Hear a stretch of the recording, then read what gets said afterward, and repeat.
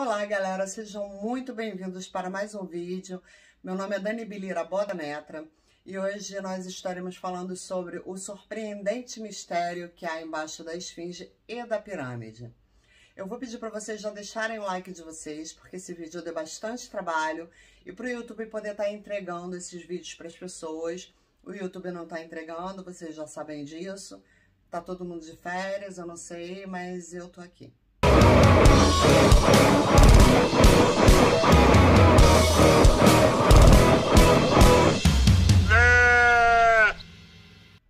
A Grande Esfinge de Gizé é um dos monumentos mais conhecidos do mundo. Mede 66 pés de altura e uns 240 de largura.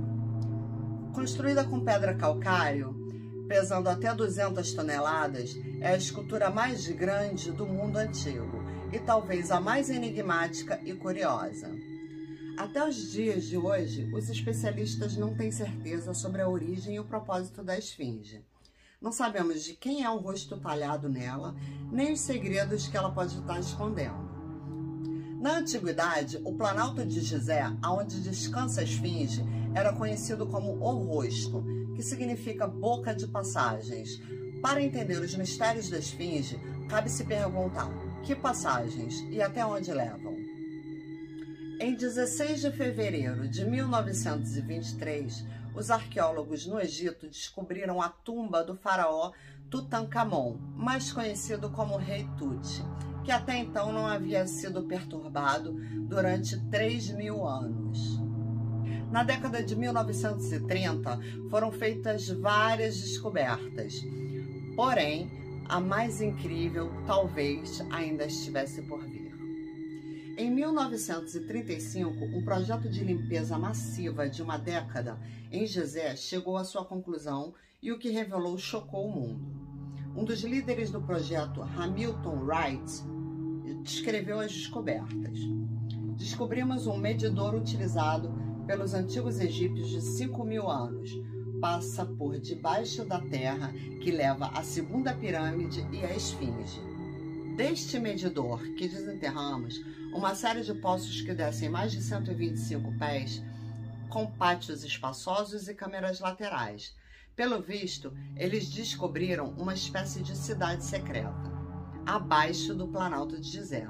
Durante o resto deste ano, apareceram artigos de revistas e histórias acadêmicas nas principais notícias, detalhando mais achados de edifícios, corredores e paredes, colunas verticais, até mesmo um suporte de pedra, pedras delicadas, esculturas pintadas em cores pastéis, tudo escondido debaixo do solo. Tiraram fotos dessa cidade subterrânea que foram mostrados a vários especialistas egiptólogos, que ficaram muito impressionados e logo, sem nenhum aviso, a história desapareceu. E as autoridades egípcias desviaram a atenção para novos temas. A pergunta em questão é: por quê? Por que o mundo ignoraria de repente o incrível descobrimento que parecia ser uma antiga metrópole subterrânea abaixo de Gizé? O historiador Jerry Cannon, autor do livro Os Segredos do Planalto de Gizé e uma Segunda Esfinge Revelados, tem uma resposta. Segundo ele, se todos os segredos que há abaixo do Planalto de Gizé fossem revelados, todos os livros e histórias da humanidade voariam pela janela. Os segredos que mudam a história estão enterrados abaixo de Gizé, esquecidos, ou pior, foram reprimidos por aqueles que não gostariam que o segredo fosse revelado. No século V a.C., o historiador grego Herodoto escreveu sua obra fundamental, As Histórias, conhecida como a obra fundadora da história na literatura ocidental. E nela descreveu uma viagem que tinha feito ao Egito, onde afirmou que havia visto o legendário labirinto do Egito. De acordo com a tradição, o labirinto era um complexo subterrâneo escondido, que tinha uma sala mística de registros, que continha todos os conhecimentos perdidos dos antigos, coletados antes do dilúvio. Herodoto escreveu que viu 12 palácios que se comunicavam entre si. intercalados com terraços e dispostos em torno de 12 corredores. É difícil acreditar que tenham sido trabalho humano. As intrigantes e enigmáticas passagens de uma sala a outra e de um pátio a outro eram incrivelmente maravilhosos. O teto de cada pátio, quarto e galeria é como paredes de pedras. As paredes estão cobertas de figuras esculpidas e cada pátio está construído primorosamente em mármore branco e rodeado por várias colunas. Perto da esquina onde termina o labirinto, há uma pirâmide de 240 pés de altura, com grandes figuras de animais e uma passagem subterrânea que pode levar até a pirâmide de Mênfis. O filósofo grego do século I, Estrabo, também afirmou ter visitado o labirinto, que ele chamou de um grande palácio composto por muitos palácios. Assim como seu contemporâneo Plínio o Velho escreveu sobre o enigmático labirinto de caminhos que compõe um complexo subterrâneo. Teodoro fez uma suntuosa descrição do labirinto majestosamente. Mas as histórias dos segredos que o Egito guardava abaixo das areias do deserto não terminavam com os contos sobre o labirinto. No século IV, o filósofo sírio Lamblichus registrou informação sobre um sistema de túneis subterrâneos abaixo de Gizé. Acessado através do corpo da esfinge, disse ele que esta entrada, obstruída hoje em dia por areia e escombros, ainda pode ser rastreada entre as patas dianteiras do colosso. Anteriormente, estava fechada por uma porta de bronze, cujo só os magos conseguiam abrir. Estava protegida pelo respeito público e uma espécie de medo religioso mantinha sua inviolabilidade melhor do que a proteção armada. Na barriga da esfinge haviam galerias que levavam à parte subterrânea da grande pirâmide.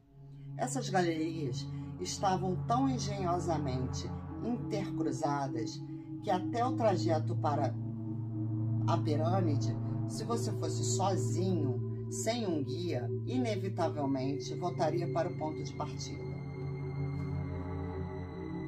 Segundo Al-Masudi, essas galerias continham relatos escritos de sabedorias e aquisições das diferentes artes e ciências que estavam escondidas profundamente, que poderiam permanecer como registro para aqueles que mais tarde pudessem compreendê-los.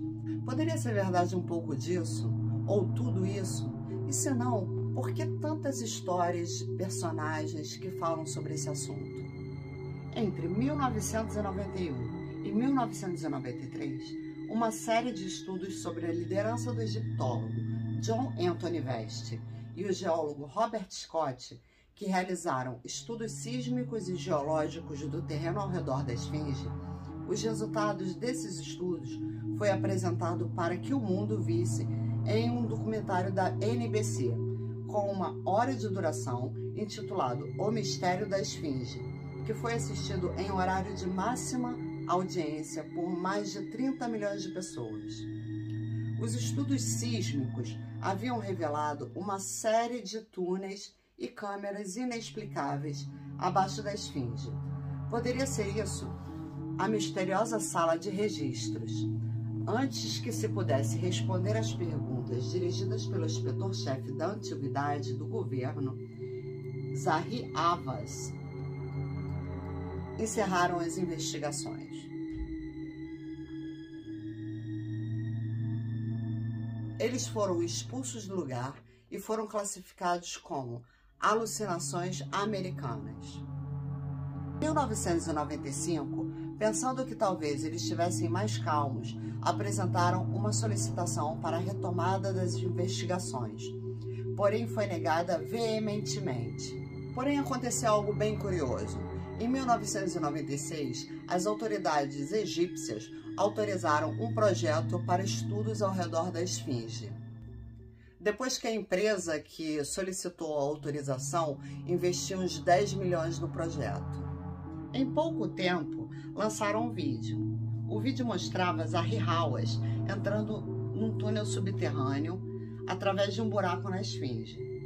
Uma vez dentro, foi alegremente anunciado: até Indiana Jones nunca sonhara em estar aqui. Pode acreditar que estamos dentro desse túnel?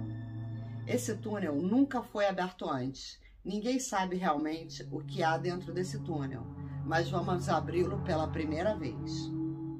E nesse teaser, o vídeo termina, deixando muitos se perguntando o que se poderia encontrar nesse misterioso túnel.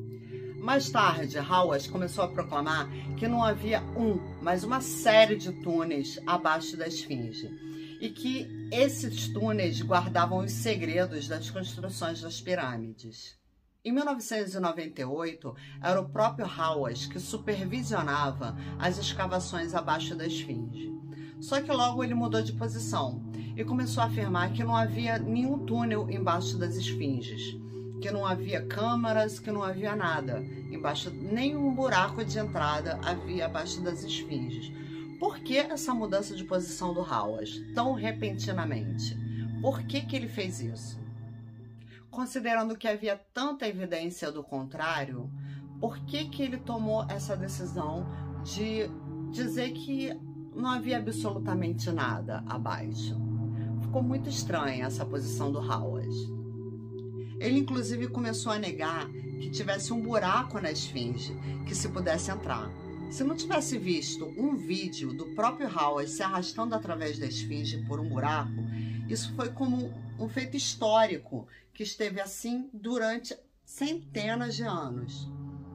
Já em 1733, o explorador Charles Thompson notou um buraco na parte superior das costas da esfinge.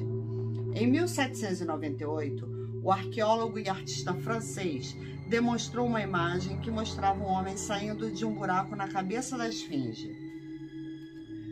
Na década de 1920, uma fotografia aérea foi tirada de um balão de ar quente que mostrava claramente um buraco na parte superior da cabeça da esfinge, sem deixar nenhuma dúvida.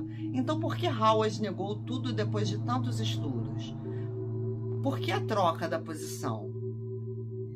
Por que um projeto valia milhões de dólares somente para parar, mesmo antes de começar? Mas por que tanta censura? Por que tanto segredo? E o que escondem esses segredos? E como que esses segredos podem estar alterando a história da humanidade? Lembrando o que disse Jerry Cannon, quem tem medo que se encontrem coisas, sabe que toda a história se voaria pela janela. Voltando à investigação do Vest Scott, a princípio da década de 1990, as câmaras subterrâneas não foi o único que eles descobriram. Através de um estudo geológico, eles determinaram algo a respeito da idade da esfinge. Até então, todos acreditavam que a esfinge tinha em torno de 4.500 anos. Os estudos da erosão puderam mostrar que a esfinge foi esculpida muito antes disso. Antes que o Saara fosse um deserto, no final da Era de Gelo.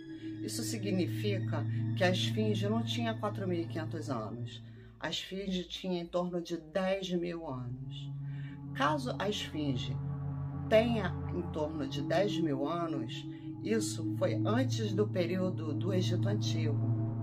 E algo muito curioso também é que não tem nenhum registro da construção das esfinges na época do Egito Antigo. Sendo assim, antes do Egito Antigo, o povo que habitava aquela região eram os sumérios. Se eram os sumérios, aí você vai ter que assistir um outro vídeo, que volta uma casinha, que eu também estou falando a respeito dos sumérios, e aí você vai entender, talvez, por que eles escondam tanto esses segredos. Deixa seu comentário aqui abaixo, dizendo o que você acha a respeito dessa história e o porquê que eles escondem tanto o que tem dentro da esfinge, abaixo da esfinge, abaixo do Planalto de Gizé. Todas as investigações, absolutamente todas as investigações que começaram, quando eles começam a entrar dentro da esfinge, eles interrompem com militares, interrompem de várias formas o governo egípcio interrompe essas investigações e eu queria saber a opinião de vocês. Não esqueça de compartilhar esse vídeo se vocês gostaram. Se você não é inscrito ainda, se inscreve no canal. Um beijo no coração de vocês e um eterno...